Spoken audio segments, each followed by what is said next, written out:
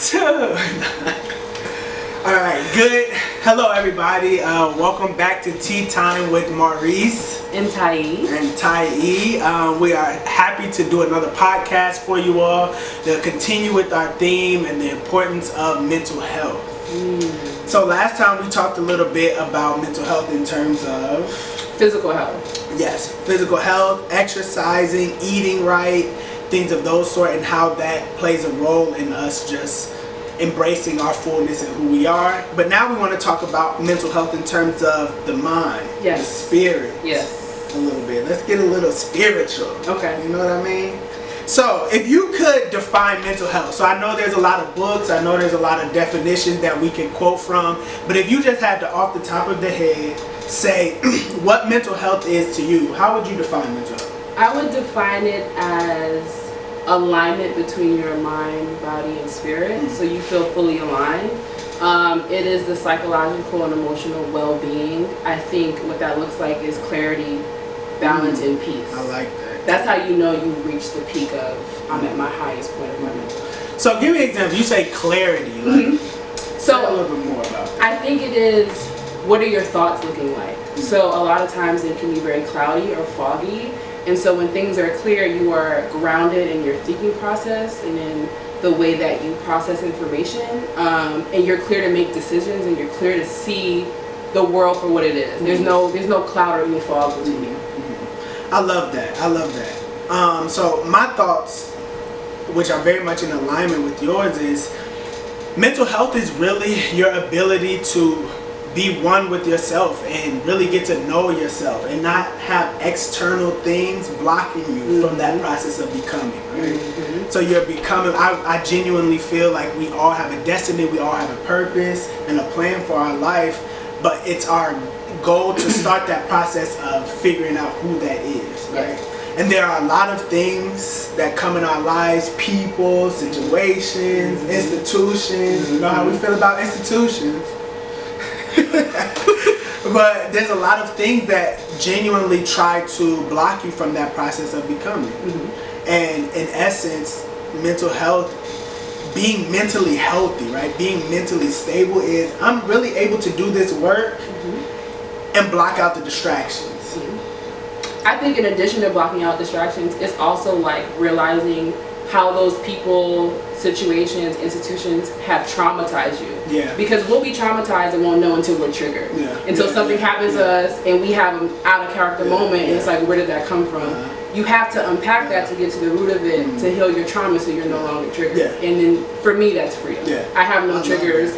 No one can come into my peace because I'm all set. Let's break down triggers a little bit. Okay. Because I think that's a word that's often used, but people oftentimes never break it down. So triggers, in my opinion, are those things that help, that make you go back into a state of being that you're trying to get rid of or not want to be back in. Whether that's a sense of anxiety, whether that's a sense of, I don't know, depression, whether that's a sense of just anything that a thought, a process, a feeling that you don't want to go back to.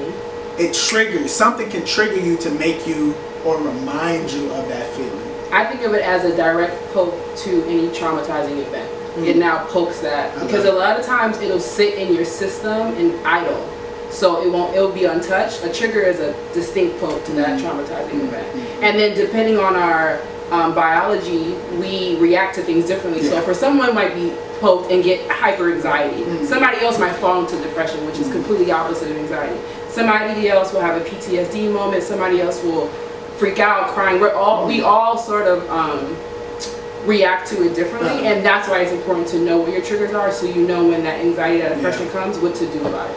So when you've found yourself in instances of being triggered, right? What's generally one of your mechanisms that pops into place? I think what pops into place for me is that I don't make any rash decisions. Okay. So if something happens to me, I will literally sit still.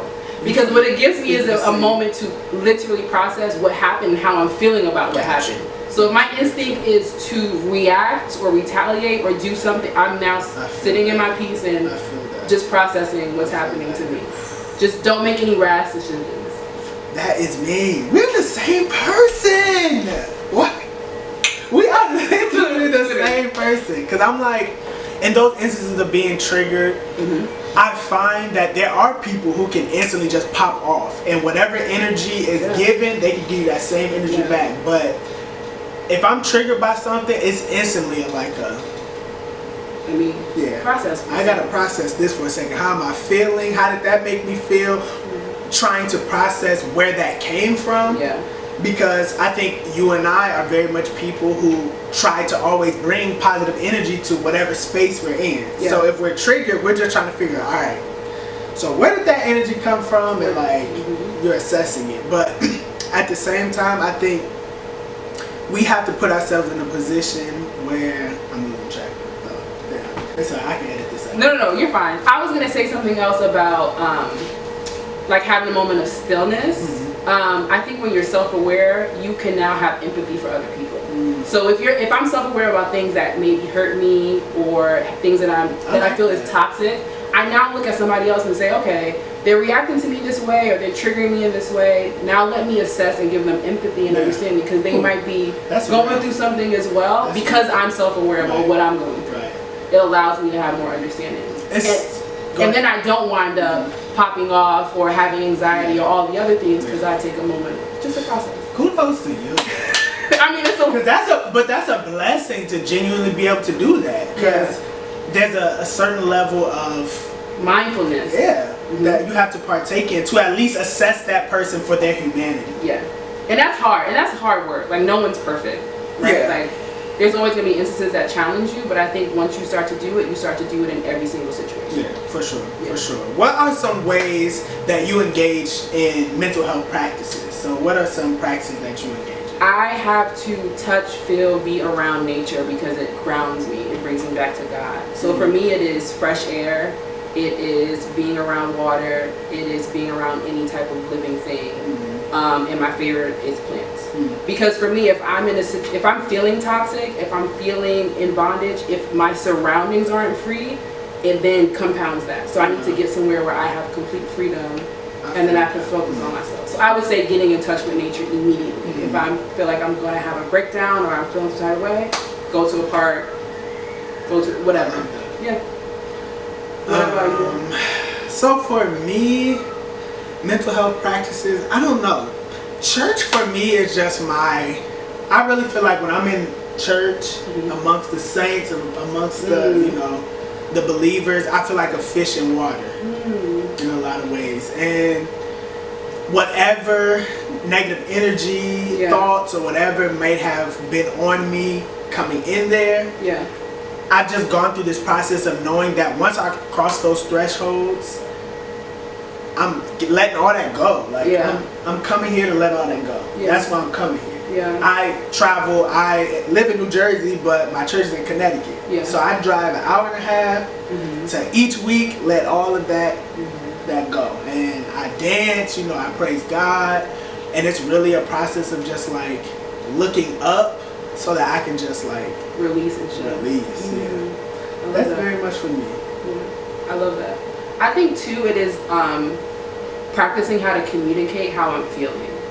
I think for me, if I hold things too much in my head, I tend to overthink and overanalyze. So I need to have a group of people around me that are like processing partners that will ask me the tough questions to get me to the root of how I'm feeling, so that I can let it go.